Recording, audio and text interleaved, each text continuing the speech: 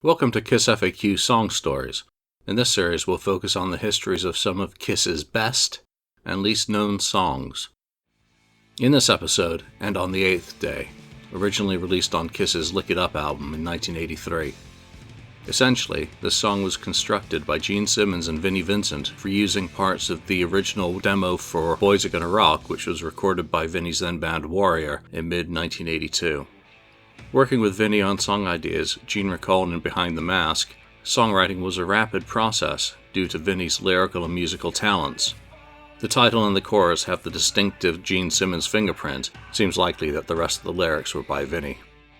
The song, which would be sequenced as the closing song on the Lick It Up album, was built around the original verse from Vinnie's Warrior song.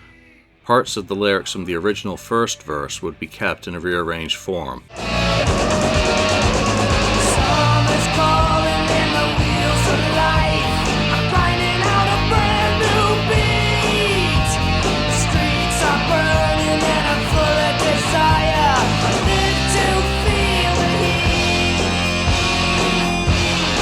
Would be changed to the sky is falling and the wheels of life are grinding out a brand new beat.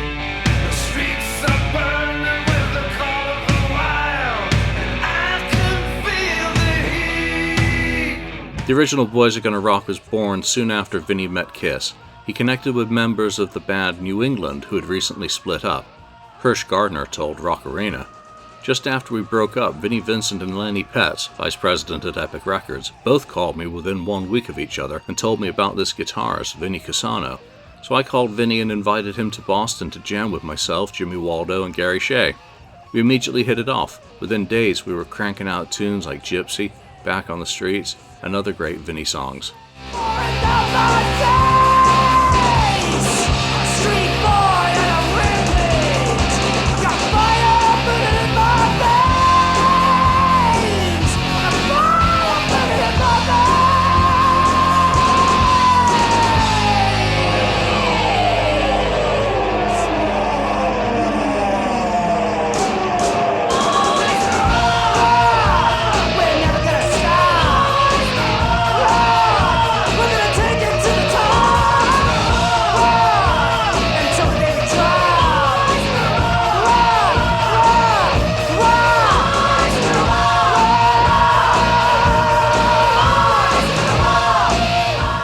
The band soon relocated to Los Angeles and continued to develop their material. They put together a demo for CBS Records, which was then shopped to other labels as the band attempted to get signed. Interestingly, Warrior were recording at the record plant, conveniently with Kiss still there working on their album, Creatures of the Night, on which Vinnie was also doing some session work. Despite the apparent strength of the material Warrior was generating, none of the labels were interested in them. Some of the material they were working on was also tested out by Kiss, notably the song idea titled Betrayed, which was recently included on the Creatures of the Night 40th Anniversary Super Deluxe Edition. By the end of the summer of 1982, Warrior's attempts to get signed came to an abrupt end when Vinnie signed on with Kiss to become their touring guitarist. After leaving Kiss in April 1984, Vinnie revived Boys Are Gonna Rock and redeveloped it into something that would make a bold statement for his new musical vision.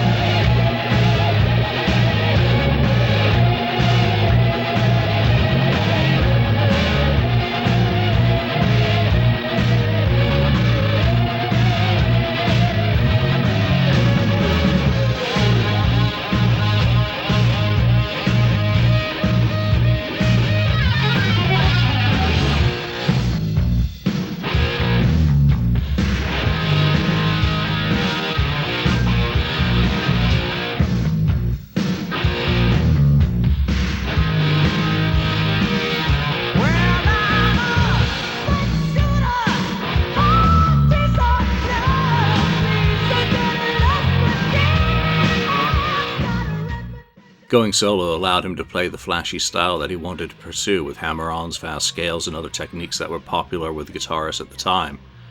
These were the sorts of things that he suggested that Kiss didn't think were part of their image that had led to a lot of the friction with the band. Vinny admitted as much in a Kerrang interview.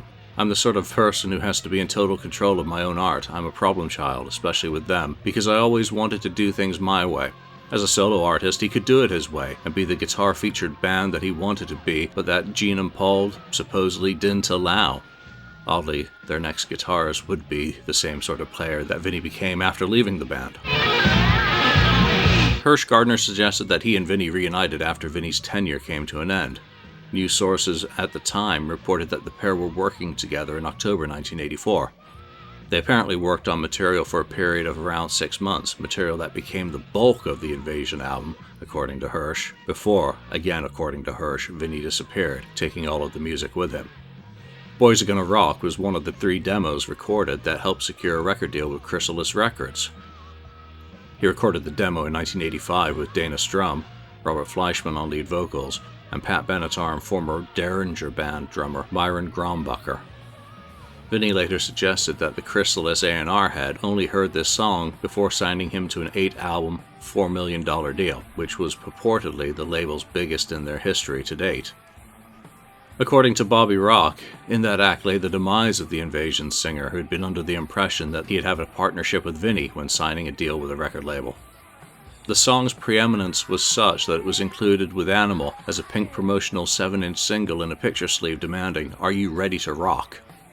The song was also chosen to represent the Invasion album with a video shot in Compton, directed by Jeff Stein.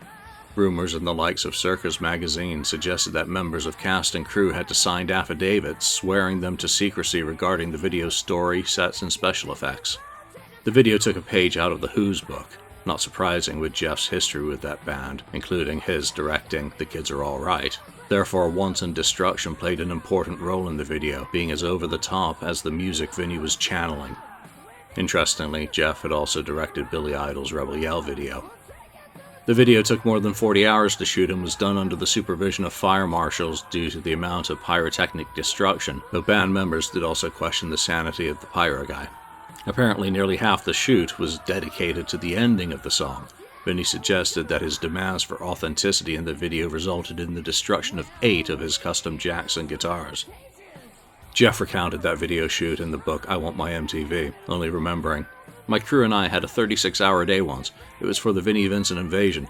I can't remember the name of the video. Would you?" Apparently, one crew member's sole function was to stand ready with a wet blanket in case Vinny's highly flammable, hairspray-loaded Tina Turner Do went up in flames. He was, after all, the one with half a gallon of hairspray running around in flames. New vocalist Mark Slaughter appeared in the video lip-syncing over the original vocal.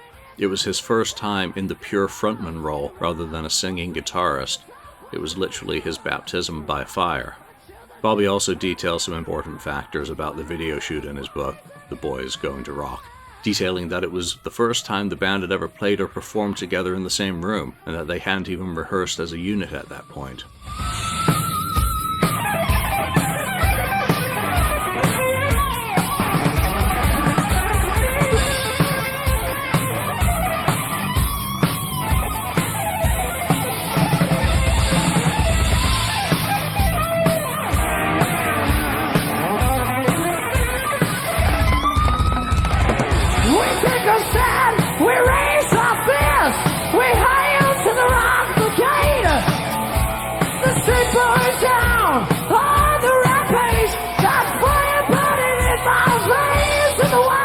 Bobby had hastily painted some cymbals with pink house paint, rendering them useless as percussive devices.